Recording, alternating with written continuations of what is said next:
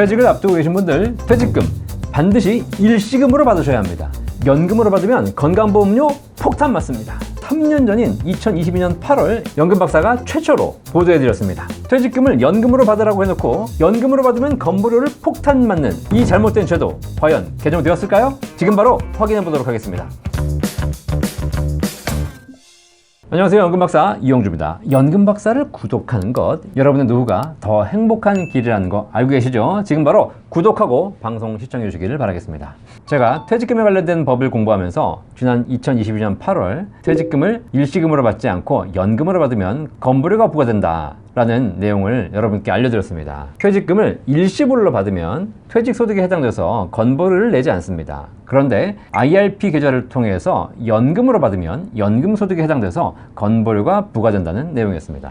사실 말도 안 되는 내용이죠. 국가는 퇴직금을 일시불이 아니라 연금으로 받으라고 권장하고 있습니다. 최근에 관련 법도 개정이 됐죠. 퇴직금을 IRP로 받아서 20년 이상 나눠 받으면 퇴직소득세의 50%까지 할인해 주겠다고 법이 개정됐습니다. 자, 이렇게 국가는 퇴직금을 연금으로 받으라고 계속 권장하고 있는데 실제 건강보험법을 보면 연금으로 받으면 건강보험료를 내야 하고 일시금으로 받으면 건강보험료를 내지 않는다는 사실이죠. 뭔가 앞뒤가 맞지 않습니다.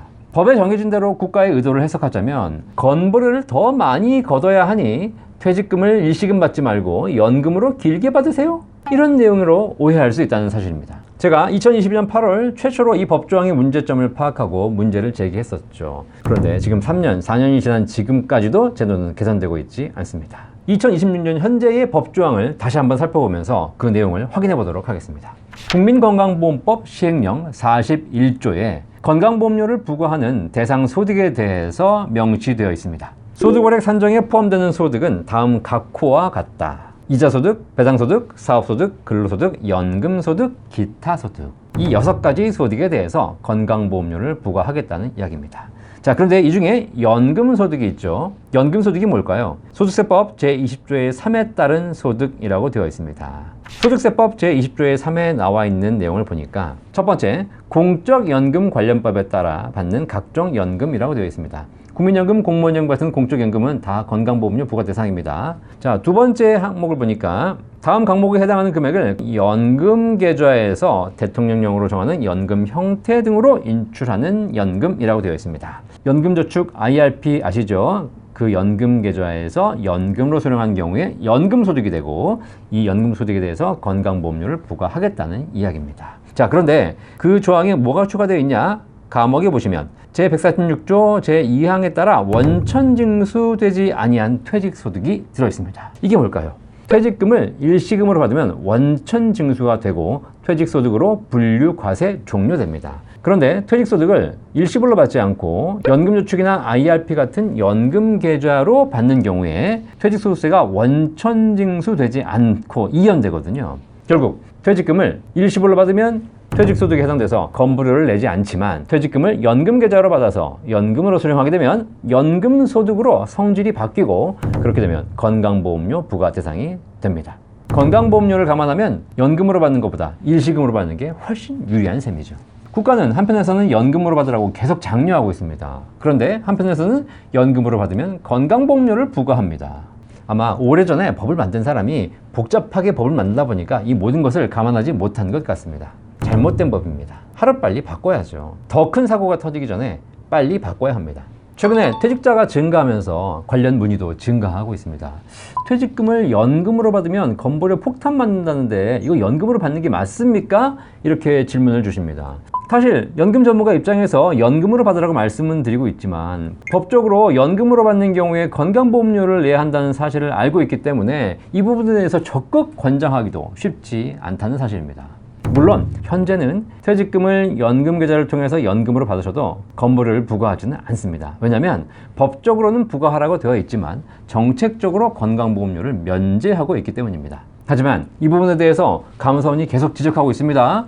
공적연금, 국민연금은 건강보험료를 부과하는데 사적연금에 대해서는 왜 건강보험료를 부과하고 있지 않냐? 건강보험공단, 너네들 빨리 사적연금에 대해서 건강보험료 부과해라!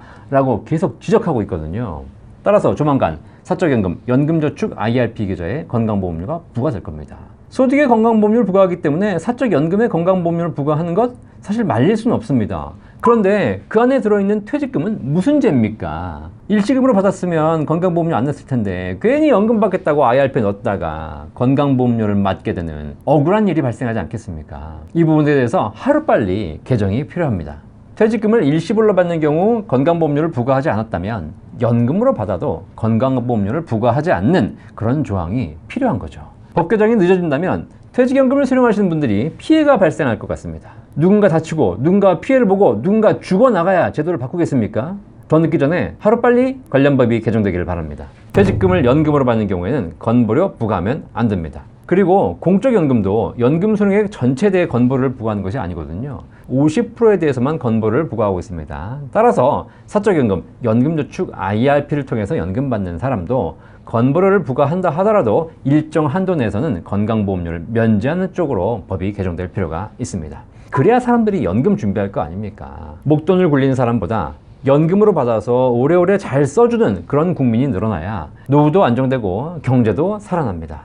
제발 정부에서 하루빨리 법 개정해 주시고 국민의 행복한 노후를 위해서 일관된 정책을 집행해 주시길 바라겠습니다. 연금박사는 대한민국 국민들의 행복한 노후를 응원합니다. 여러분이 행복해지기 위해서 제가 더 열심히 공부해야 되고요. 그러기 위해서 여러분의 구독과 좋아요 반드시 필요합니다.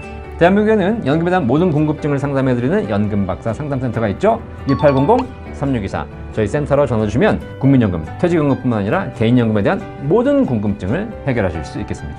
연금박사 이용주였습니다. 감사합니다.